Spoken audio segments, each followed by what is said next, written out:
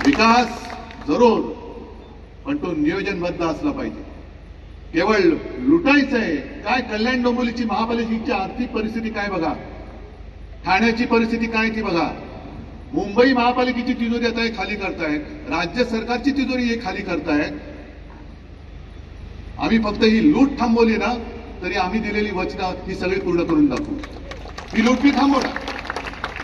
जे आज महाराष्ट्र लुटतायत, आपला महाराष्ट्र लुटतायत, आपलं सरकार उद्या बरोबर चौकशा करून यांना कसं खडे फोडायला आत टाकतो ते बघा. खडी फोडायला होतोय.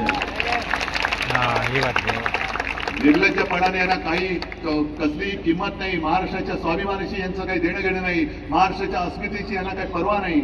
महाराष्ट्र गुजराती गिळला तरी चालेल, पण मला मुख्यमंत्री आणि माझ्या पार्टीला खासदार केलंच पाहिजे हे ज्याचं स्वप्न आहे तो काय तुम्हाला न्याय देणार?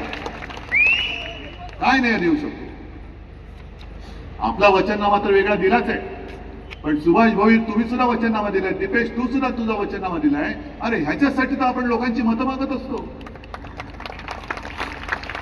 आणि तुम्ही फक्त मत नाही देत, तुम्ही तुमचं आयुष्य आमच्याकडे देत असता. तुमचं आयुष्य असतं ते मत. एक मत म्हणजे तुमचं आयुष्य आहे, तुमच्या कुटुंबियांचं आयुष्य आहे, तुमच्या मुलाबाळांचं भविष्य हे तुम्ही आमच्याकडे देत असता. मग त्याची धुळधाण करणारी माणसं किती वेळा पुन्हा पुन्हा निवडून देणार तुम्ही? पडला. मग आता हे जे काय वादळ उचललेलं आहे महाराष्ट्रामध्ये, भगवं वादळ, हे मिंद्या तुला तुझ्या दाढी सकट उडून लावल्याशिवाय राहणार. किती चोराल, किती लबाडी करा. एक तर आपण काय केलंय हे सांगू शकत नाही, म्हणून मग तुमच्याकडे कुठेतरी अशी धुळफेक करायची का? धर्मयुद्ध करा. अरे पहिले तुझं कर्म काय ते तर सांग ना. पक्ष फोडला, स्टोरी केली आणि निर्लज्जपणाने देवेंद्र फडणवीस सांगतायत की मी पुन्हा येऊन बोललो होतो, ते 2 जणांना घेऊन आलो. आणि मिंदे सांगतायत की मी अमित शहा आणि मोदीजींचा ऋणी आहे, कारण त्यांनी मला शिवसेना हे नाव आणि चिन्ह दिलं. पण त्यांनी जर का दिलं असेल तर आता तुम्हाला कळेल की आपल्याला अजून न्यायालयात न्याय का नाही मिळत आहे.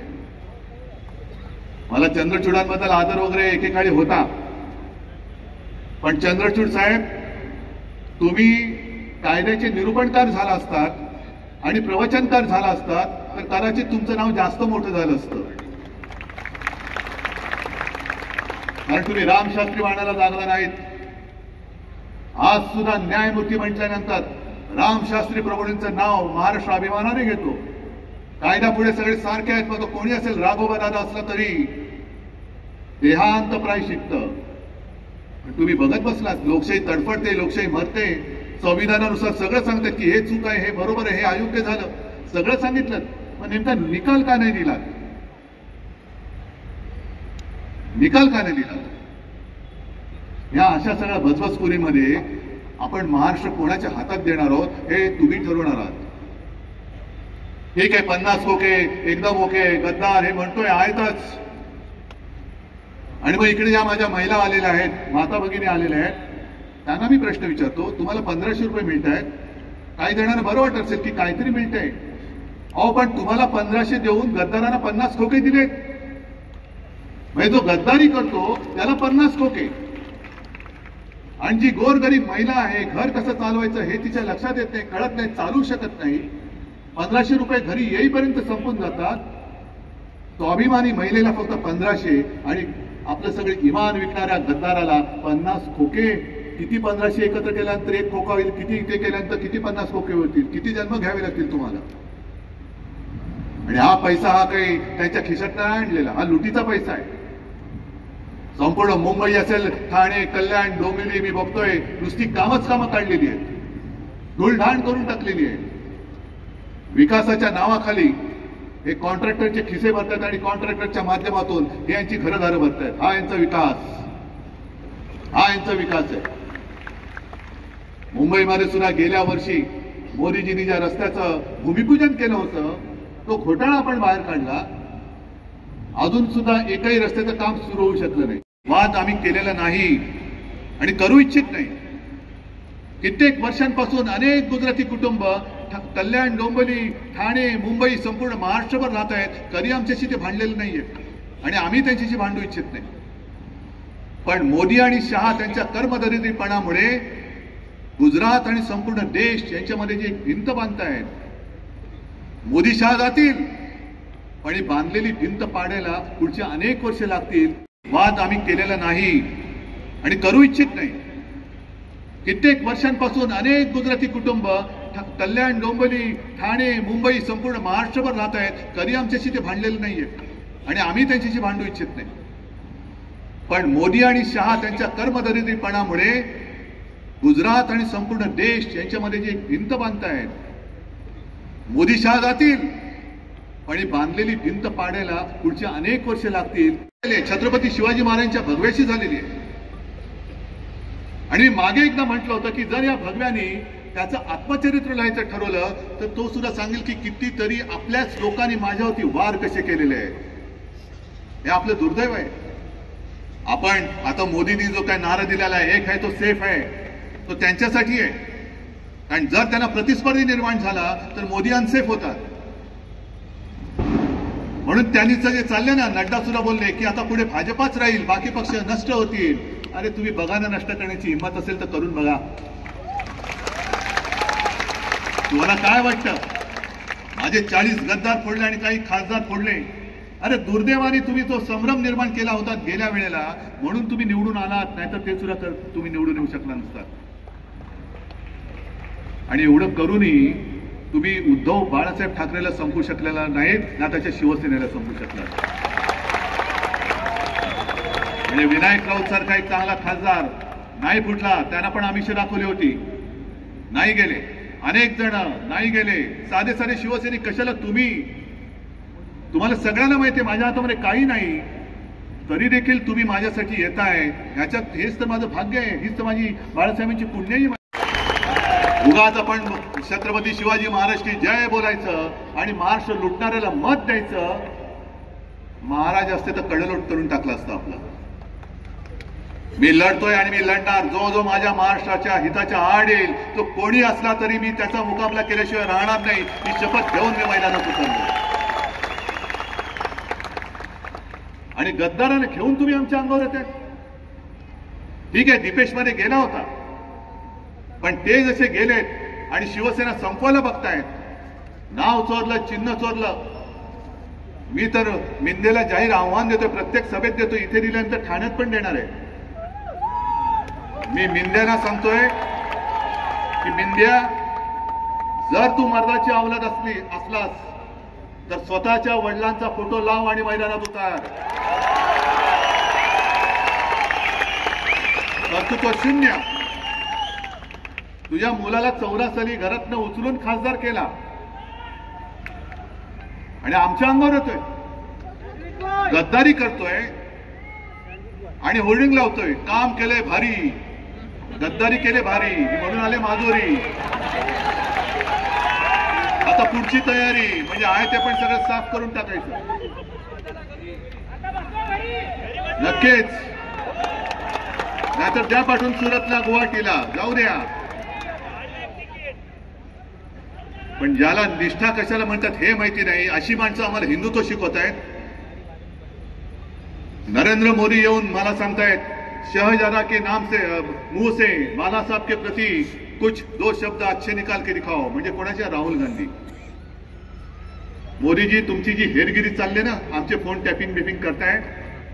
लोकसभेच्या वेळेला जी महाविकास आघाडीची सभा शिवतीर्थावरती झाली होती, उद्या शिवसेना प्रमुखांचा स्मृती दिन आहे, तिकडे त्यांचं स्मारक आहे.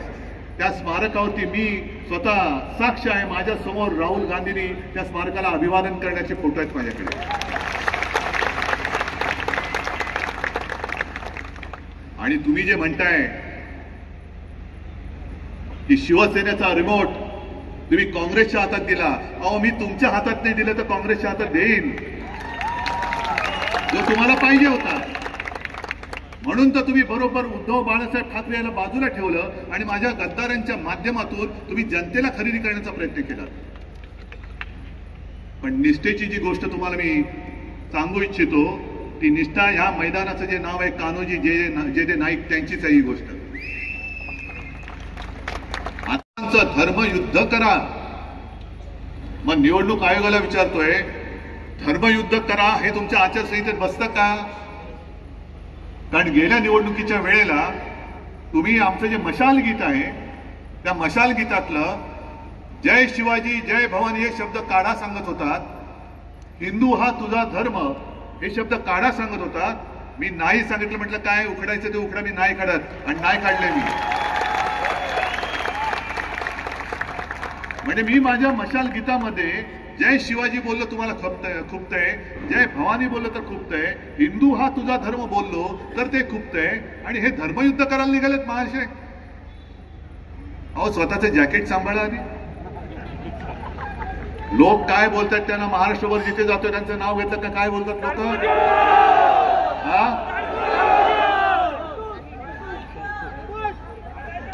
मग असे जर लोक तुमच्याशी तुमची प्रतिभा ही असेल तर टरबूज कधी धर्मयुद्ध करू शकतं का? आपण जर का कधीतरी बघितलंय टरबूज, अरे काय टरबूज लढतंय माझ्यासाठी. अरे लढायचं कसं असतं, निष्ठा म्हणजे कशी असते. मी जे तळमळीने बोलतोय कारण आपल्या सगळ्यांच्या निष्ठा या नुसत्या उद्धव ठाकरेशी नाही, हे लोकांची घरं पेटवणारं हिंदुत्व आहे आणि शिवसेनेचं हिंदुत्व हे घरातली चूल पेटवणारं हिंदुत्व आहे. घर पेटवणं सोपं असतं, माणसांबद्दल काही द्वेष आहे, शत्रुत्व आहे अशातला भाग नाही. पण महाराष्ट्राने नेमकं तुमचं काय घोडं मारलंय, काय पाप केलंय? आणि इथली सुद्धा ही जमीन जर अदानीच्या घशात घालणार असाल आणि येणारे उद्योग जर का तुम्ही गुजरातला नेणार असाल तर मग मला भाजपा आणि RSSच्या लोकांना विचारायचंय की अहो तुमचं सुद्धा कुटुंब इकडे आहेत, तुमची मुलं बाळ तुम्ही वाढवलेल्या भाजपनी तुमचे सगळे उद्योगधंदे गुजरातला नेल्यानंतर गुजरातची नोकरी करणार आहेत, गुजरातमध्ये रोजीरोटीला जाणार आहेत की त्यांना इकडे जे माझ्या दीपेशनी वचन दिलंय इथल्या इथे बाळासाहेबांच्या नावाने जो बिझनेस पार्क करतोय तिथे नोकरी करणार आहेत. आणि सांगितलं आता भाजपा हा स्वयंपूर्ण झालाय, आम्हाला तर संघाची गरज नाही. मग त्यांना तुमची गरज नाही म्हणजे जे त्यांनी शिवसेनेच्या बाबतीत केलं वापरा आणि फेका ते संघाच्या बाबतीत करतायत. आणि अशी ही लोक पुन्हा तुम्हाला डोक्यावरती घ्यायचे. आणि महत्वाचा भाग म्हणजे इथे आता मला दीपेशनी सांगितलं की त्यांनी त्याच्या वचननाम्यात एक दिलेलं आहे. कुठला पार्क आहे?